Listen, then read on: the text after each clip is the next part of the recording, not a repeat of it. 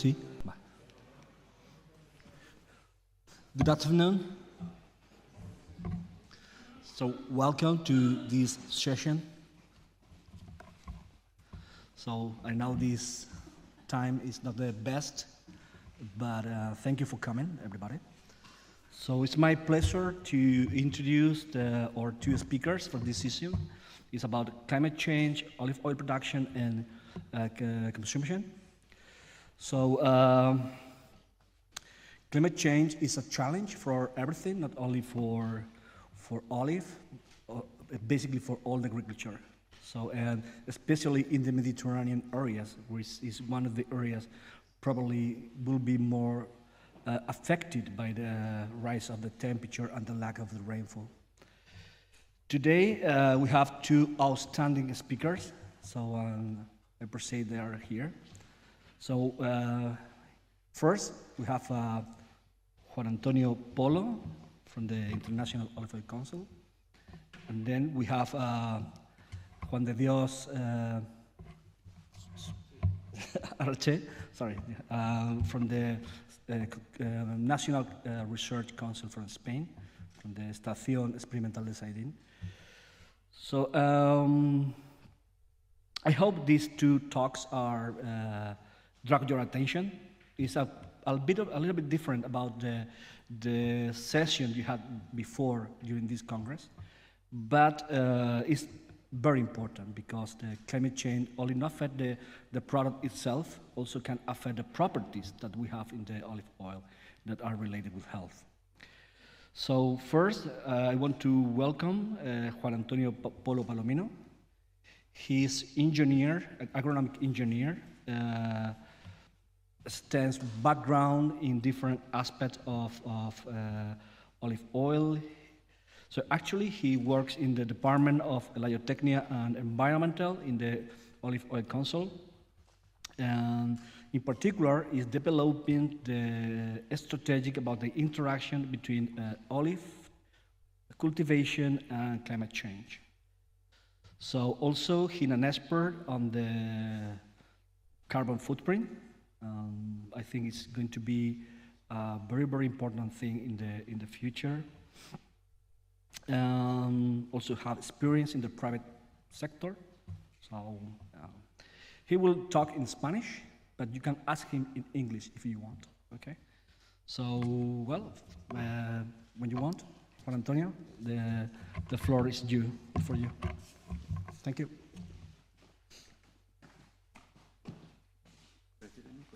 Sí.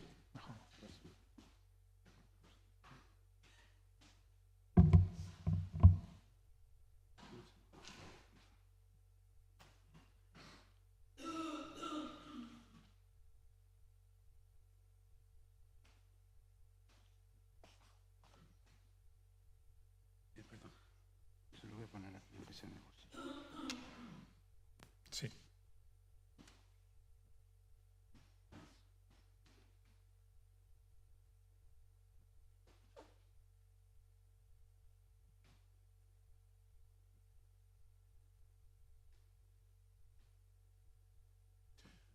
Muy bien. Buenas tardes. Voy a intentar ser muy breve.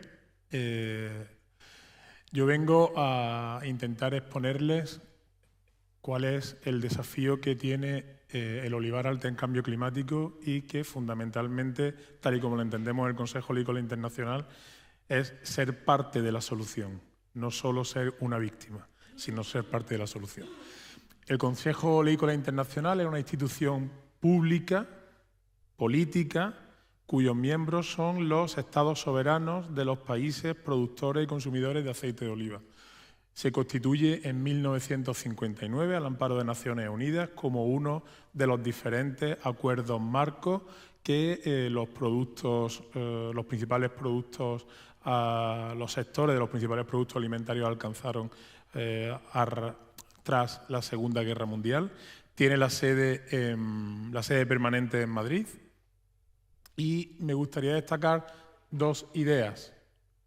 Una, que los miembros del Consejo Olícola Internacional son los estados soberanos de los países productores y consumidores que se adhieren voluntariamente a la organización, y la segunda, que está financiado por los presupuestos públicos nacionales de estos Estados miembros, con lo cual somos una entidad sin ánimo de lucro, independiente de intereses privados, particulares, locales e incluso regionales. Lo único que nos mueve es la promoción y el desarrollo del sector oleícola.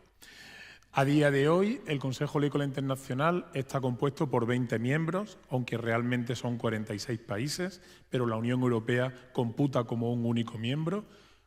En términos generales, dependiendo de la campaña, pero se sientan a la mesa del Consejo Oleícola Internacional aproximadamente el 94% de la producción mundial de aceite de oliva. Existe una figura de miembros observadores que son estados que están analizando su posible integración en el Consejo Oleícola Internacional. A día de hoy contamos con 4 observadores, Estados Unidos, Perú, Brasil y Australia. Y para la gobernanza del Consejo Oleícola también existe un comité consultivo en el que están presentes todas las partes interesadas del sector, desde la producción primaria hasta el consumidor, a través de organizaciones legalmente establecidas y representativas de los distintos agentes de la cadena de valor. La actividad operativa del Consejo Oleícola Internacional se divide en 3 grandes áreas. La más conocida es el área de estandarización. El Consejo Oleícola Internacional elabora la norma según la cual se catalogan y se caracterizan las diferentes categorías de nuestro producto, del aceite de oliva, para que pueda operar el mercado de una manera segura, fiable y confiable. Por otra parte, está la unidad de economía y promoción, que es la que se encarga de proporcionar las estadísticas macroeconómicas mundiales que el Consejo Oleícola pone a disposición de todo el sector, basada en la información que facilitan oficialmente cada uno de los Estados miembros, con lo cual la fuente de los datos que proporciona el COI son los Estados soberanos. Y finalmente, esta unidad también es responsable de las actividades de promoción, tanto del consumo como del desarrollo del sector, tanto en países miembros como en países no miembros.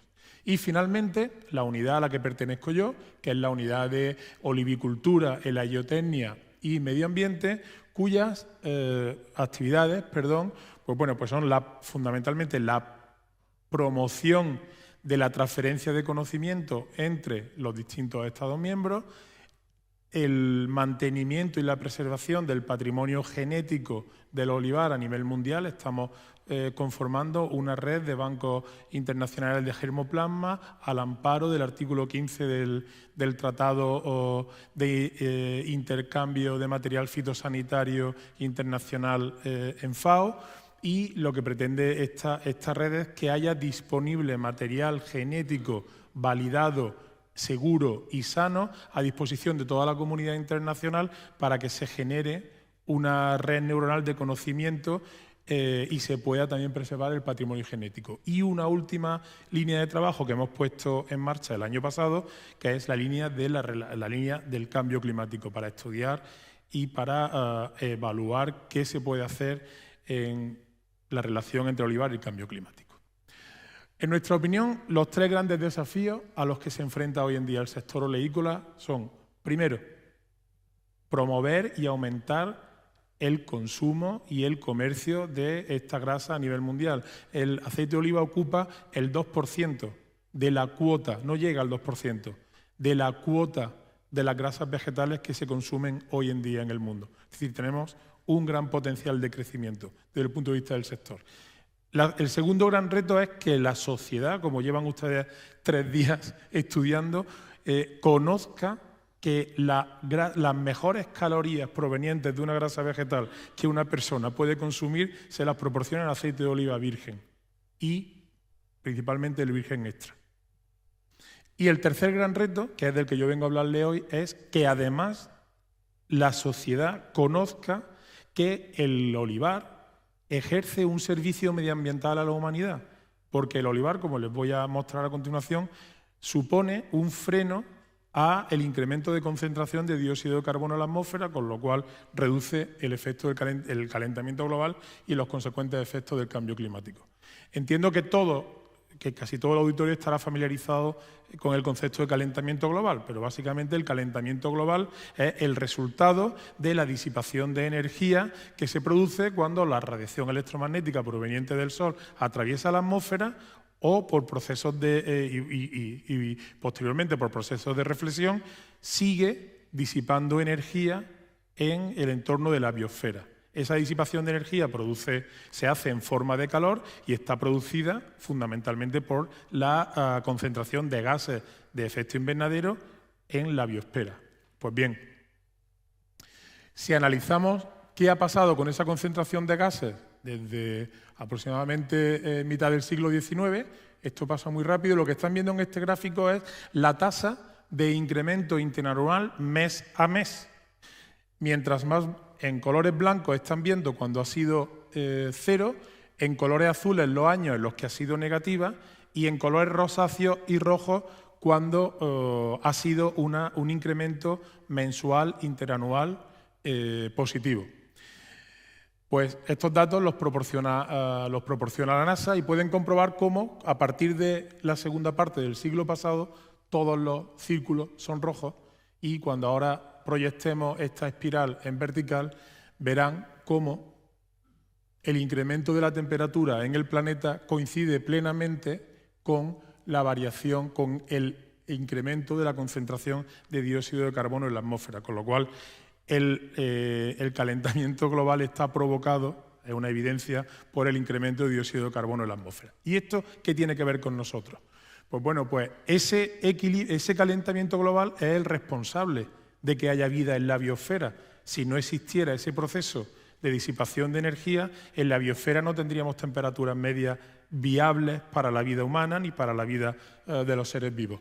Pero ese equilibrio energético y de temperatura está variando y ese cambio en el equilibrio está provocando que haya, el puntero aquí, que haya unos incrementos de la temperatura media a nivel de superficie, que nos encontremos veranos cálidos y más secos, que nos encontremos mayor probabilidad de días con saltos térmicos mayores, que nos encontremos una mayor probabilidad de eventos radicales extremos y que esté subiendo el nivel de la superficie del mar.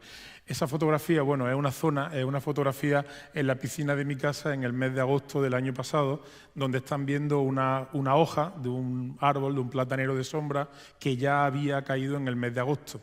Es decir, el otoño se está desplazando, la primavera está cambiando y ahora lo vamos a ver, bueno, Juan, mi compañero a continuación le hablará del fenómeno de la floración mucho mejor que yo. Pero bueno, simplemente, la línea azul representa el escenario más favorable que el Panel Intergubernamental de Cambio Climático ha establecido en términos de temperaturas para el periodo de 2046-2065. En España, la verde sería en Italia. Nos vamos a centrar en esas dos curvas. La línea horizontal que ven en el eje vertical marca los 30 grados. A 30 grados de temperatura la floración del olivo se inhibe, es decir, la flor deja de ser viable, se cae, se muere. Pues bien, las dos líneas negras verticales están puestas en el día del año en que normalmente comienza la primavera y en el día del año en que normalmente acaba la primavera en esta zona de Andalucía. Pues como pueden comprobar, según esa predicción, durante toda la primavera, en esa franja de años, estaríamos por encima de los 30 grados de temperatura media. Es decir, estaríamos en escenarios de no floración, con todo lo que eso implica. Bien, ¿y esto qué repercusión tiene en el mercado, en el sector? Pues bueno, pues por primera vez estamos encadenando dos campañas consecutivas en las que la producción ha disminuido drásticamente. Esto es la primera vez que ocurre desde que se tienen registros estadísticos de producción de aceite a nivel mundial. Como pueden observar, la línea amarilla es una línea de tendencia de la producción mundial de aceite, la línea azul marca la producción mundial, que como ven en las dos últimas campañas, en 2022, 2023, 2023, 2024, las dos tienen tendencia negativa y la repercusión directa que ha tenido este descenso de la producción la pueden observar en la evolución del precio. Aquí estamos mostrando los 10 últimos años. Pero si se centran en octubre de 2022, octubre de 2023, que es cuando coincide el descenso de la producción, ven que el crecimiento del precio del aceite se ha disparado. Es decir, el cambio climático tiene efectos reales sobre la producción y sobre el mercado. Pero claro, este panorama nosotros lo queremos plantear en términos de oportunidad. ¿Por qué? Porque según este estudio de Cargill, que se publicó en 2019, los 4 principales vectores de compra de un consumidor de productos alimenticios y de bebidas son la saludabilidad, es decir, que el producto sea bueno para mi salud. Llevan 2 días analizándolo, no tengo nada que decirle sobre esto. Que sea simple de utilizar. El aceite de oliva se desenrosca la cápsula de la botella y se empieza a usar. No hace falta laboratorio, no hace falta mecanismos raros. Y los 2 siguientes, que aporte una experiencia a la persona que lo consume y que la persona que lo consume se sienta bien. Es decir, que su conciencia entienda que está haciendo algo positivo, que está tomando una decisión de compra responsable. Es decir, estamos ante un producto que conecta perfectamente con los principales vectores de compra de un consumidor. Un producto que solo ocupa un 2% de la cuota del mercado en términos de competencia. Con lo cual, tenemos una gran oportunidad por delante.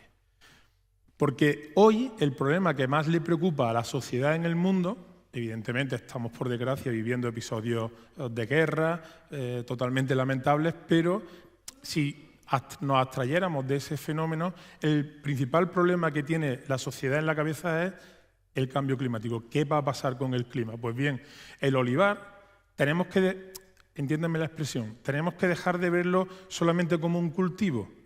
El olivar es un bosque que ocupa 11 millones de hectáreas en el mundo.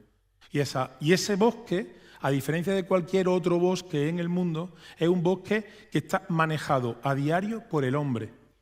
Es decir, es un bosque bien manejado y bien mantenido y bien cuidado. Y que además sabemos qué prácticas agronómicas tenemos que hacer en ese bosque para cuidarlo aún mejor y que su comportamiento medioambiental sea aún mejor. ¿Por qué? Porque, como les decía antes, ese incremento de la tasa de dióxido de carbono en la atmósfera es la causa principal del calentamiento global. Pues nosotros contamos con 11 millones de hectáreas llenas de unas maquinitas que se llaman olivos, que por su proceso natural, es una tecnología absolutamente natural, testada, implantada, toman dióxido de carbono de la atmósfera por su proceso de respiración y lo acaban acumulando en su estructura vegetativa, troncos, ramas y finalmente a través del sistema radicular en el suelo. Es decir, estamos ante un sumidero de dióxido de carbono estable y permanente. Y esta ha sido la razón por la cual el Consejo Oleícola Internacional lleva desde hace unos años intentando trasladar este mensaje a la sociedad.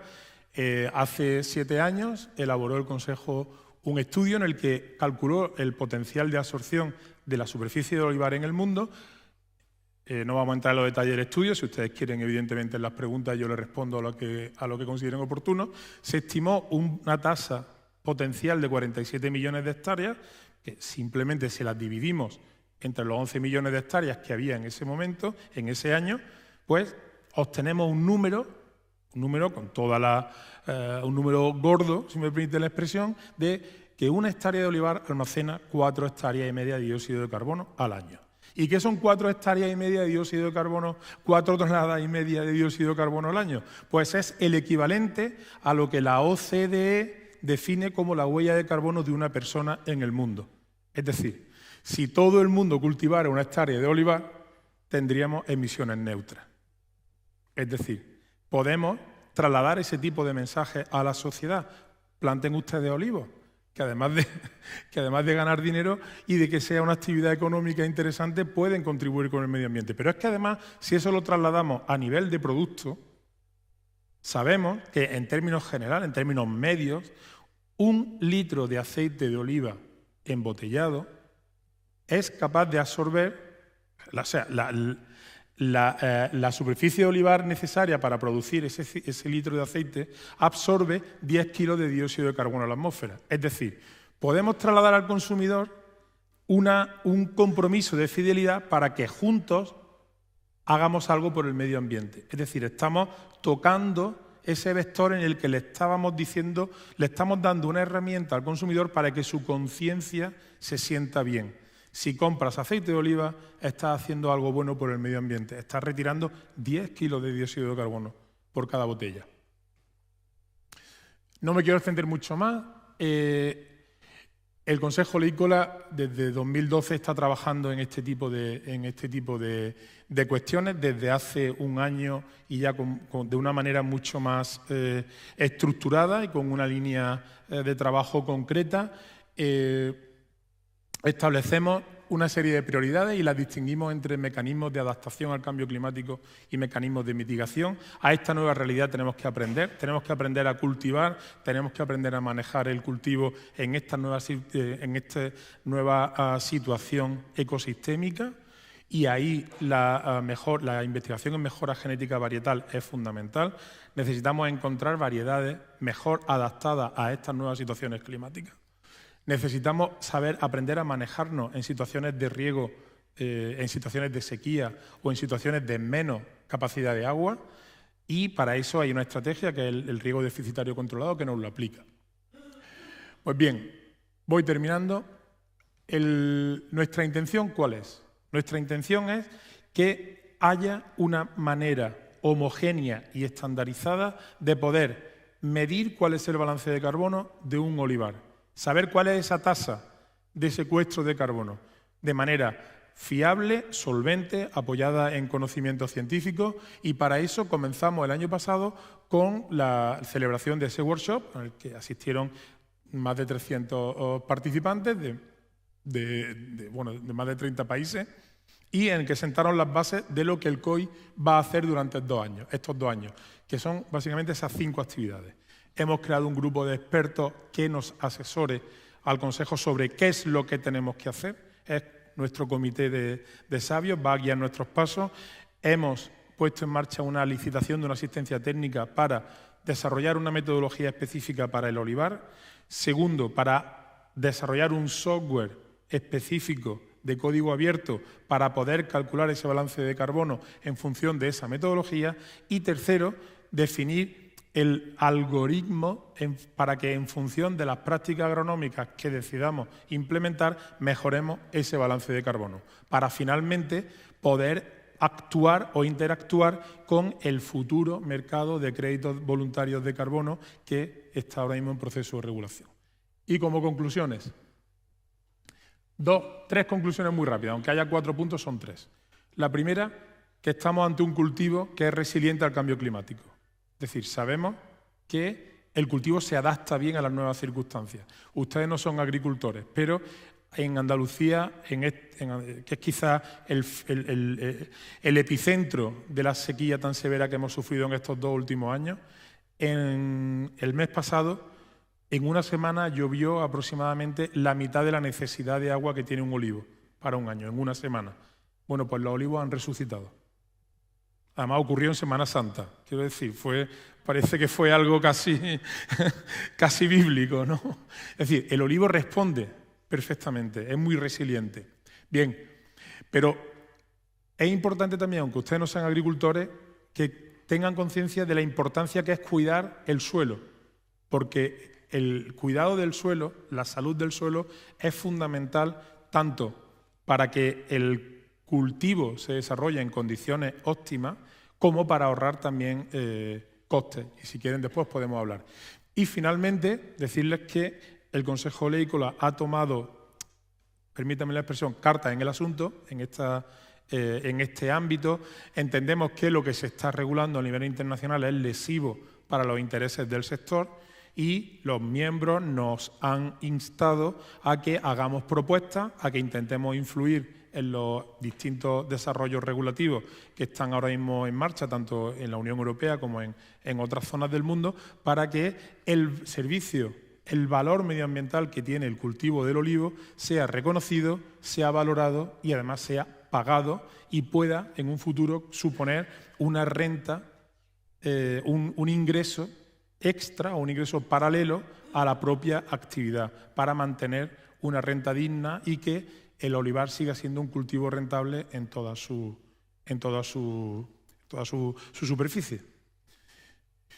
Y bueno, y aquí lo dejo, perdón si me he extendido un poco más, pero a su disposición para cualquier pregunta o cualquier comentario.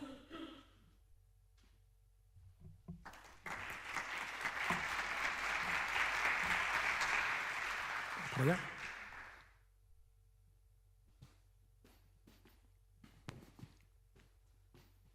Muchas gracias, Juan Antonio. Al final vamos a hacer un debate, ¿vale? Entonces, mejor dejamos las preguntas para el final, ¿vale?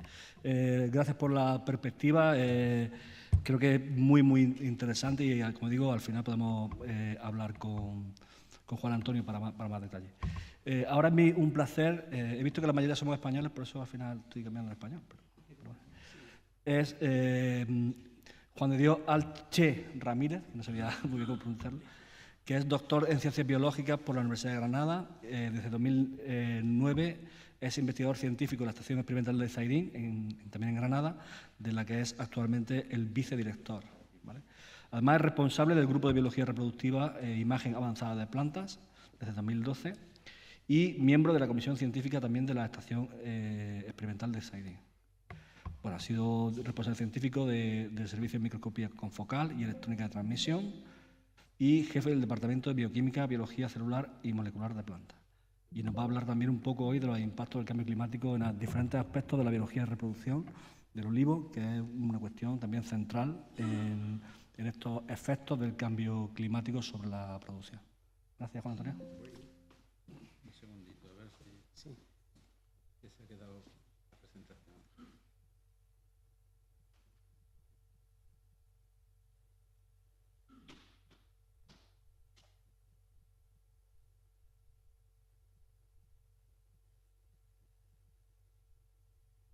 Ahora, el puntero.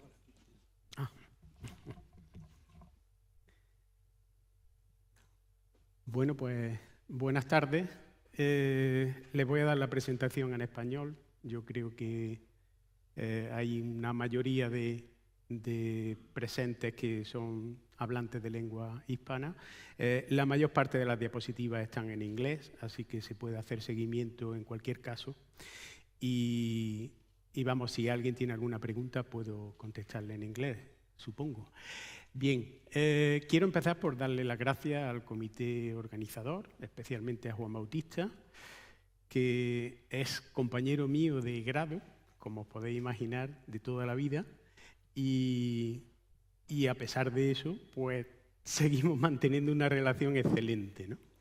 Y bueno, pues a todo el comité organizador y a las instituciones que hacen posible esta charla. Yo trabajo en la Estación Experimental del Zaidín y estoy viendo que el puntero es de nuevo como estaba antes. Voy a cambiar. Me he traído el mío. Bueno, no se ve. Vale. Bueno. Yo trabajo en Granada, en un centro del CSIC, pero hasta esta mañana no me había dado cuenta yo de lo jaenizado que yo estoy. Cuando he asistido a la charla del chef Juan Carlos y ha comentado que él siempre tiene una caja de botellas de aceite en el coche y resulta que a mí me pasa lo mismo.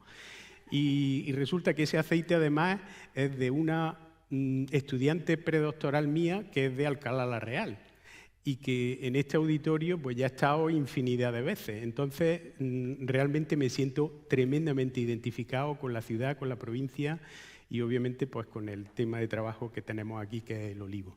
Yo os voy a hablar especialmente de la planta. Creo que es algo que hemos olvidado aquí un poquito en este congreso. Es la primera charla que va a haber y creo que casi la última, muy centrada en la planta. Bien, otra prueba de mi jaenización. Es decir, esto es una imagen de Sierra Nevada desde la carretera de Granada a Jaén. Así que, bueno, pues el tema de trabajo, el olivo. Bien, El olivo tiene muchas problemáticas y tiene unas características que aquí veis resumidas en esta diapositiva. Su importancia económica, por una parte. Lo que estamos viendo aquí en este congreso, especialmente las capacidades nutracéuticas y tan buenas para la salud que representa. Y hay algunas otras cosillas que, bueno, han pasado de largo un poco. Nosotros trabajamos con este aspecto también, con las alergias del polen del olivo.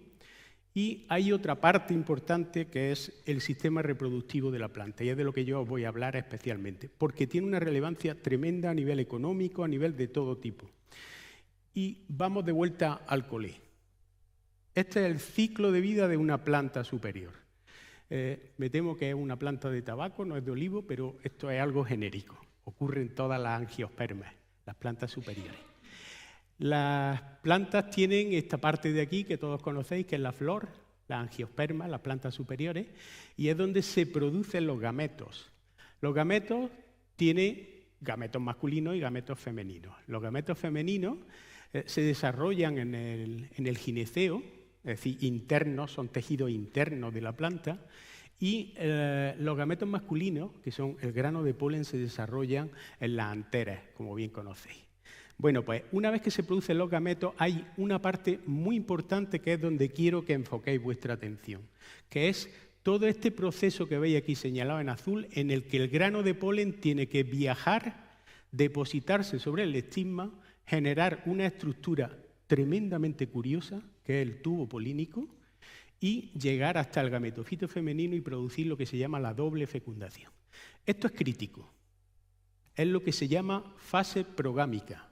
Los botánicos lo llaman así. Y esta es la parte más crítica en cuanto a la producción. ¿Por qué? Pues porque es donde tenemos la mayor vulnerabilidad.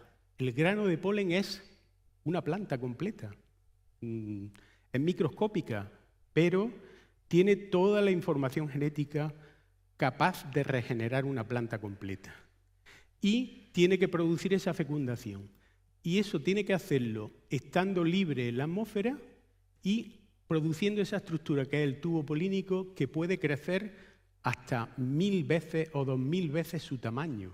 Es decir, estamos hablando de un grano de polen que tiene 30 micras de diámetro y una estructura que puede tener 4-5 milímetros. Y es una sola célula quien tiene que tener ese crecimiento. Sin que se produzca todo eso, no vamos a tener fertilización, ni vamos a tener semilla ni fruto, con lo cual no vamos a poder regenerar la planta. Eso no es un problema en el caso del olivo, porque la reproducción fundamentalmente es vegetativa, la de la planta, pero necesitamos la reproducción sexual para producir el fruto y, por tanto, el aceite.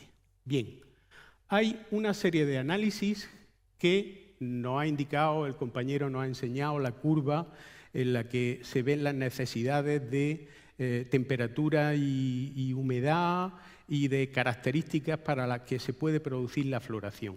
Hay análisis muy recientes, este es un trabajo muy reciente, muy relevante, que nos muestra las estadísticas de cómo se ha producido polen, es lo que se utiliza como registro, para ver el efecto del cambio climático. Y eso ya está claro. Voy a pasar muy rápido porque esto ya lo hemos visto. Esto es una curva similar a la que Antonio ha mostrado, Juan Antonio, producida con datos reales sobre polen, que es el indicador que se está utilizando. Pero que haya polen o no haya polen no es suficiente. Es decir, el proceso reproductivo es bastante complejo.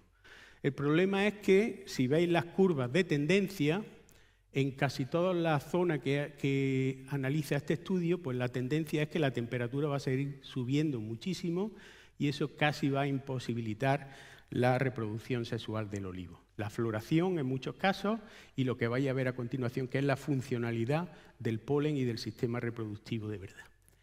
El olivo tiene un sistema reproductivo pues muy curioso. Los que analizamos sistemas reproductivos lo hacemos muchas veces en monocotiledóneas. El olivo es una de las dicotiledóneas que estamos utilizando más. Los órganos reproductivos son peculiares, como veis aquí. Sabemos que hay sistemas de incompatibilidad. Es decir, no cualquier grano de polen puede fertilizar a cualquier planta, hay componentes varietales. Pues, por ejemplo, hay una fertilización preferentemente alógama. Es decir, el polen de una variedad normalmente es el que fertiliza a otra variedad. Por eso hay que poner polinizadores y cambiar las variedades, es decir, eso crea otra serie de problemas. Y hay sistemas de incompatibilidad que no conocemos bien todavía. Esto que veis aquí es el desarrollo de una flor, acelerado a través de imágenes. Para vuestra referencia, aquí he puesto 5 estadios. Los botones florales desde su inicio, primero son verdes, luego pasan a blancos, y luego ya a partir de ahí tenemos la apertura floral, como veis aquí, y a partir de las anteras ya se produce lo que se llama dehiscencia de las anteras, es decir, una apertura como de un saco que va a producir todos esos granos de polen, y esto es donde se produce lo que he denominado anteriormente fase progámica. Esta fase es muy clave para la reproducción del olivo y para posteriormente la producción. Y luego ya, pues ya tenemos la caída de los pétalos, de las anteras y el desarrollo hasta que tenemos el fruto, ¿no? La formación de los gametos es tremendamente crítica en el caso del olivo. Aquí tenemos un esquema de lo que ocurre en la formación del polen. Tiene lugar un proceso celular que es la meiosis, que veis aquí, una división celular pues muy especializada, y al final tenemos granos de polen. ¿Es suficiente que haya polen? Pues la verdad es que no, porque hay muchos granos de polen que no sirven para nada. Se generan muchísimos granos de polen, pero no son viables. Y nosotros tenemos técnicas en el laboratorio que nos permiten determinar qué grado de pólenes son los que son viables entre sí. Aquí tenéis 3 técnicas diferentes que nos permiten caracterizar el porcentaje de pólenes que son realmente viables o no. Y luego tenemos ese crecimiento del tubo polínico. El crecimiento del tubo polínico es tremendamente demandante de recursos biológicos. Eso que veis ahí, ese movimiento de cuerpos lipídicos, hay una cantidad de biomarcadores que se tienen que mover, tiene que cambiar el citoesqueleto, tiene que haber cambios en las reservas. Es decir, es un proceso a nivel celular tremendamente demandante. Y luego tenemos la parte femenina. El gineceo de la planta tiene una serie de moléculas que son especies de oxígeno reactivo que se están produciendo en la superficie estigmática, y tiene que haber una correlación entre la receptividad estigmática y la presencia de polen, y además polen compatible. Es decir, es como un juego que tiene que ocurrir ahí, y que si no ocurre, pues no vamos a tener fertilización, aunque tengamos flores, aunque tengamos polen. No va a ocurrir esa fertilización y no vamos a tener producción. Ahí están presentes todos los sistemas antioxidantes, tanto en el gineceo como en la parte del desarrollo del tubo polínico en el grano de polen. Y esto que veis aquí, estos son granos de polen sobre la superficie del estigma. Esto que veis aquí, estos son trabajos de una becaria predoctoral mía, que es Zafra, que ahora trabaja en la Universidad de Jaén, es decir, otro factor de jaenización de mi grupo de investigación. Bueno, pues hay una interrelación con todas esas especies de oxígeno reactivo y de óxido nítrico. El cambio en las proteínas es tremendo y tiene que ocurrir para que haya una fertilización. Los cuerpos lipídicos, todo se tiene que mover en el tubo polínico para que ocurra toda esa serie de procesos. Hace ya una serie de años, nosotros en el 2012 empezamos a estudiar algunas proteínas, en concreto del grano de polen, para ver si tenían algún efecto, algunos cambios, y no esperábamos, porque el cambio climático en aquella época, pues hasta incluso había dudas de que existiera en el 2012. Había negacionistas. No era nuestro tópico de estudio fundamental. Estudiamos sobre todo proteínas alergénicas del polen, pero resulta que esas proteínas tienen funciones biológicas pues muy claves. Aquí hay una lista de 11 proteínas alergénicas, y si veis las características bioquímicas y moleculares, pues unas son profilinas, polcalcinas, enzimas superóxido dismutasa, tienen bueno, pues muchas funciones diferentes, y lo que hacíamos era pues, ver esas proteínas cómo se expresaban en el grano de polen. Y diseñamos un sistema pues, muy complejo que a la vez, esto se llama Western blotting, y bueno, pues es un sistema que nos permite detectar esas proteínas y cuantificarlas. Y organizamos un sistema multiplex en el que podíamos detectar hasta 5 de esas proteínas seguidas. Una vez que teníamos el sistema, pues lo probamos en cosas curiosas que no sabíamos si podrían tener o no relación con la función y mucho menos si podían tener función en el cambio climático o diríamos la resiliencia o la funcionalidad del polen. Pero ya empezamos a ver cosas muy curiosas. Esto es un análisis de todas esas proteínas en 57 cultivares de olivo y vimos que había de todo. Había pues, cultivares que tenían muchas de esas proteínas, otras no estaban, tenían más actividad, otras menos. Es decir, hay una variabilidad tremenda. Si eso lo cuantificamos y le vemos correlaciones, pues no lo voy a explicar, pero que hay muchísimas correlaciones de unas proteínas con las otras y todo eso indica cosas fisiológicas del grano de polen. Lo intentamos ver en relación el contenido de esas proteínas con la capacidad de germinar de esos granos de polen. Y efectivamente lo mismo, hay una serie de correlaciones pues, bastante importantes. Y lo vimos también en relación a la autoincompatibilidad, es decir, la capacidad de las especies, de las variedades, de fertilizarse una a la otra. Igualmente hay correlaciones pues, muy importantes. No voy a detallarlas, simplemente quiero que sepáis que el contenido de proteínas del polen está relacionado con esos parámetros de funcionalidad del polen. Perdón. Y luego, pues, intentamos ver un poco si había correlación con algunos parámetros pues, del medio ambiente. Y vimos si todos los años el contenido de esas proteínas eran los mismos. Y resulta que lo vimos en 5 años consecutivos y efectivamente había cambios tremendos. Y ya pues, lo que nos faltaba era intentar correlacionarlo con parámetros climáticos. Y pues lo primero que miramos, lógicamente, la temperatura. Hay correlaciones muy claras. Aquí hay 2 de esas proteínas y la correlación con la temperatura media en esos años pues es pues bastante clara. Y cuando lo vemos en relación a la humedad, pues lo mismo. Hay relaciones muy claras. Es decir, el polen está variando su contenido y adaptándose según las condiciones climáticas. Bien, bueno, pues eso se refiere a unas pocas proteínas. ¿Qué ocurriría en el conjunto de proteínas del polen o del gineceo o de las estructuras reproductivas del olivo? Eso lo hemos podido abordar muy recientemente, sobre todo porque en el olivo, aunque parece que estemos en un nivel de conocimiento muy alto, pues no es cierto. Lo primero que necesitábamos en el olivo era un genoma de referencia. Y genoma de referencia en el olivo, pues me temo que no ha habido hasta el 2016. Estamos hablando de que no llevamos ni una década de conocimiento profundo del genotipo. Y aquí tenéis un listado de los genomas disponibles actualmente, y esto comparado, pues, por ejemplo, con otras especies de interés económico es de risa. Es decir, sabemos bastante poco del genoma, ya afortunadamente tenemos un genoma, pero está muy limitado en algunas especies, en Farga, por ejemplo, en picual también lo tenemos, en el acebuche, pero eso todavía es bastante limitado. Otra aproximación, pues casi todas las que estamos intentando son ómicas, porque dan una potencia de un conocimiento tremendo de qué es lo que está ocurriendo en los sistemas reproductivos en cualquier sistema, ¿no? En el caso del olivo, se han analizado varios transcriptomas, son estos que tenéis aquí. Las que están al final, en rosilla, son las que corresponden a tejidos reproductivos.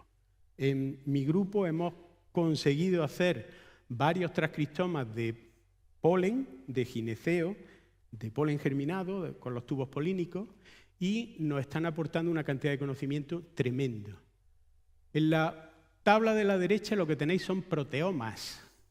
El proteoma nos da otra información, no los transcritos que se están diríamos, transcribiendo en el caso de cada uno de esos tejidos, sino las proteínas que están presentes ahí.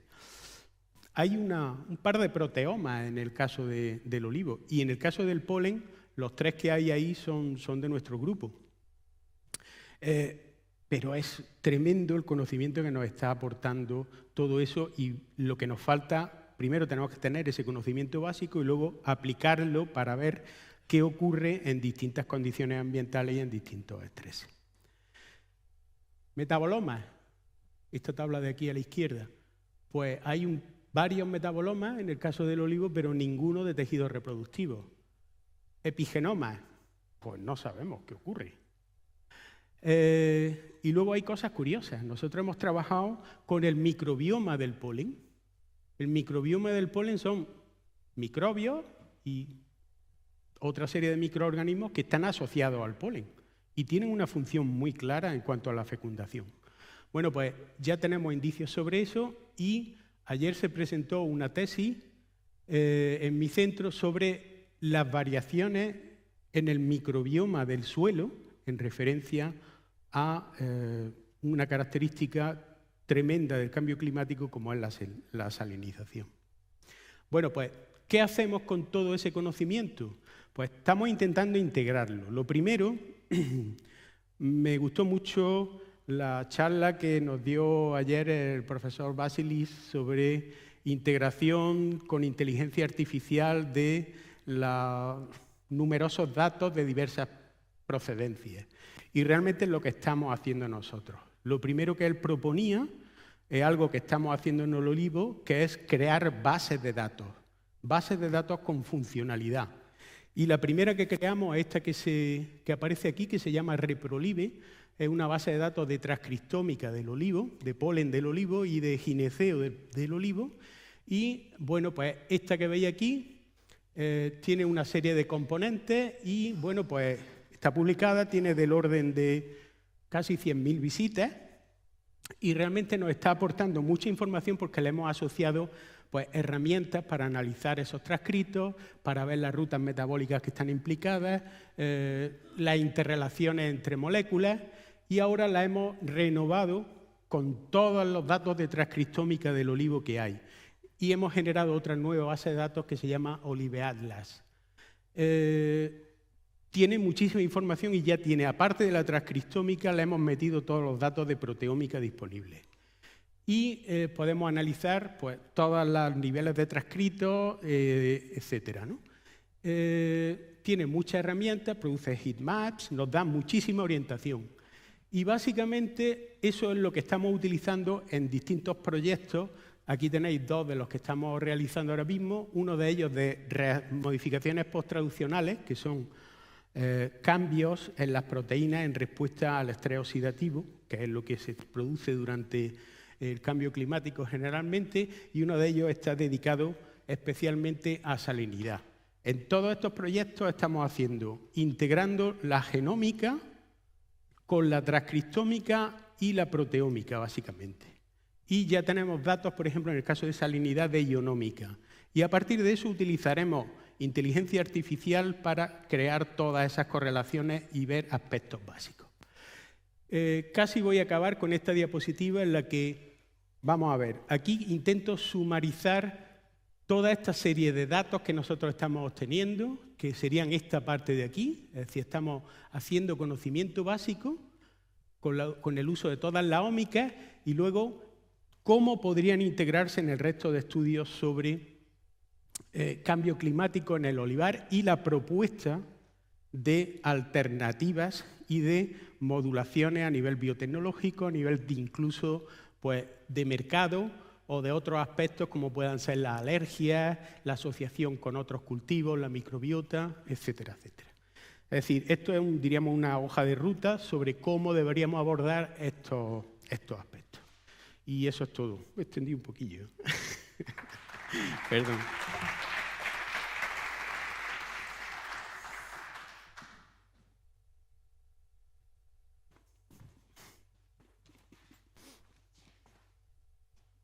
Muchas gracias, Juan de Dios. Vamos un poco apurados de tiempo, pero quizás tenemos alguna cuestión. Juan Bautista. vista. ¿Hay algún micro, por favor? Sí.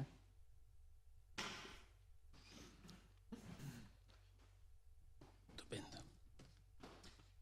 Básicamente mi cuestión era para el doctor Alché. Felicidades porque la presentación es tremendamente informativa y sobre todo con unos efectos magníficos. ¿De acuerdo? Muchas gracias.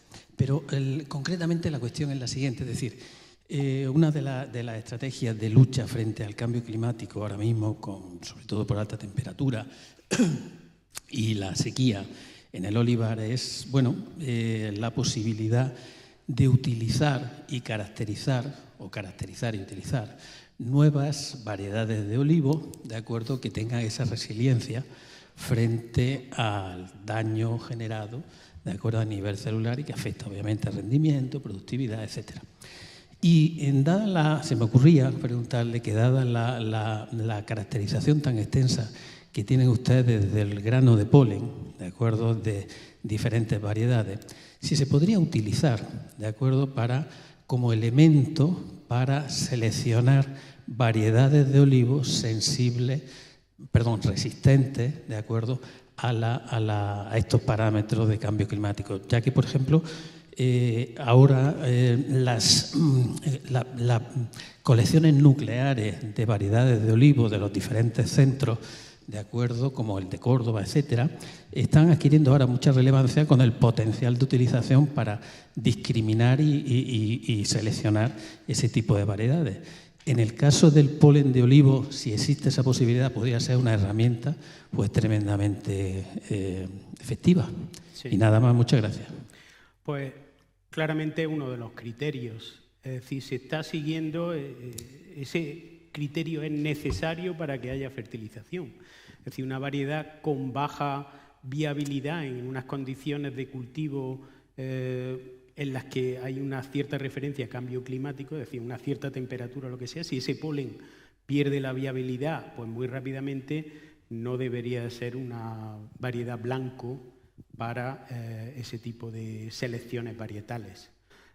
Ahí se está haciendo todo, es decir, las nuevas caracterizaciones de germoplasma pues están buscando ese tipo de variedades con polen diferencial, se están buscando incluso variedades androestériles para utilizar polen de otras variedades, utilizando solamente la parte femenina de esas plantas, y hay muchísimas aproximaciones biotecnológicas. El polen es un blanco de biotecnología importante a todos los niveles. Sí, sí. Ahí hay otro problema que es pues el incremento de la extensión de variedades únicas en las que, bueno, pues si no está adaptado ese polen mucho, pues va a tener problemas. Pero vamos, casi todos esos programas vienen de cruzamiento arbequina por picual y tal, y ahí sí se combina pues propiedades de arbequina que tiene una precocidad bastante alta comparado con picual y una capacidad de germinación bastante buena. Es decir, por ahí va bien, pero no sabemos en cuanto a las condiciones si van cambiando, si seguirán siendo las adecuadas o no. Hay que tener variabilidad y hay que tener herramientas. ¿Alguna pregunta más para los ponentes? Sí. ¿Qué señor?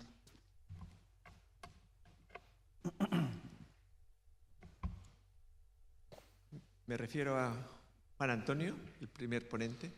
Sí. No sé si... Aquí hay eco. ¿Hablo sin micrófono? Yo por la traducción seguramente necesitarán micrófono. Muy bien. Es muy interesante y realmente positivo el que los cientos o miles o 100.000 de hectáreas de los olivares absorben el CO2 y esto es una cosa digna de promocionar y de transmitir al consumidor. Ahora bien, para que estos olivares produzcan aceite de oliva hay la cosechadora, hay muchas actividades que se hacen.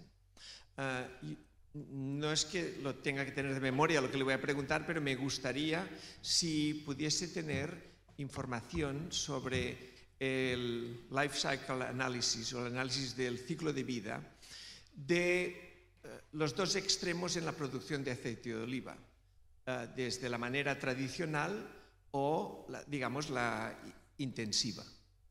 Esto sería, a nivel personal y profesional, me gustaría saber dónde puedo sacar esta información.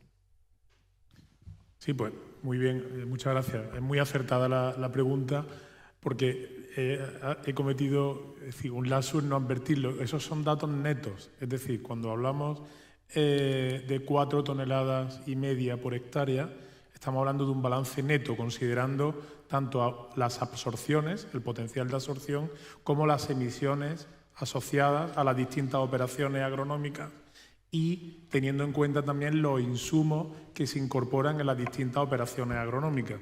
Y el dato que hemos aportado en la infografía de los 10 kilos de dióxido de carbono asociados a 1 litro de aceite de oliva están basados en un análisis de ciclo de vida genérico. Ese estudio se modelizó en base a 48 escenarios de cultivo, utilizando distintas variables, considerando escenarios de riego y secano, variedades más vigorosas, menos vigorosas y en diferentes latitudes con diferentes sistemas de intensificación en el cultivo. Cultivo tradicional, cultivo intensivo y cultivo superintensivo. Y ese dato medio genérico es el titular del resumen ejecutivo de ese informe, que lo tienen, por supuesto, disponible en la página web del COI, donde se detalla con más nivel de detalle las características del estudio. ¿Y dónde pueden encontrar más información? Pues está ya siendo habitual que compañías privadas incorporen en la etiqueta de su producto una declaración ambiental de producto, una Environmental Product Declaration, en la que normalmente incorporan un QR y en ese QR, el enlace de ese QR les lleva a la descarga de una memoria en la que está perfectamente explicado cómo se ha llevado a cabo el análisis de ciclo de vida de ese producto, cómo se han identificado no solo la categoría de impacto ambiental de gases de efecto invernadero, sino 14 categorías de impacto ambiental más, como pueden ser el uso de energías renovables, no renovables, la generación de residuos, el consumo de agua, la oxidación fotoquímica, la eutrofización sobre la superficie del suelo, sobre la masa acuática necesaria para ese cultivo. Es decir, una declaración ambiental de producto incorpora mucha más información ambiental, no solamente gases de efecto invernadero. Pero como resumen, esos datos que se han mostrado en la presentación son netos, incorporan absorciones y emisiones, y el dato de 10 kilos de dióxido de carbono absorbido por 1 litro de aceite de oliva es un dato que contempla todo el análisis, todo el ciclo de vida del producto, desde que se planta el olivo hasta que la botella es consumida, así que incorpora todo el ciclo de vida, y estamos hablando de un dato genérico. Y en ese dato genérico, esos 10,6 son el resultado de unas emisiones, si no me falla la memoria, de aproximadamente 13,5 kilos, 14 kilos de dióxido de carbono equivalente por litro de aceite y unas absorciones de 14 kilos de absorciones y 3,5 kilos aproximadamente de emisiones. Muy bien, una explicación profusa, yo creo que me ha quedado claro. De todas maneras, el grupo de trabajo del propio COI de carbono, yo creo que va a ir avanzando en esa dirección y precisando, porque por ejemplo, no creo que esté considerado el manejo de cubiertas, algunos aspectos que pueden mejorar incluso esa tasa de secuestro, ¿no? Ese precisamente es una de las actividades que estamos evaluando, cómo poder de alguna manera generar algoritmos que nos estimen cómo mejoramos el balance de carbono con la aplicación de diferentes prácticas agronómicas, entre ellos la incorporación de cubiertas, qué tipo de cubierta, con qué manejo, en qué tipo de suelo, en qué latitud, en fin. Tenemos el objetivo de intentar generar esos algoritmos predictivos. Bueno, ya nos hemos comido algunos minutos de la sesión siguiente, no queremos eso. De nuevo agradecer a los ponentes su participación y a ustedes. Muchas gracias.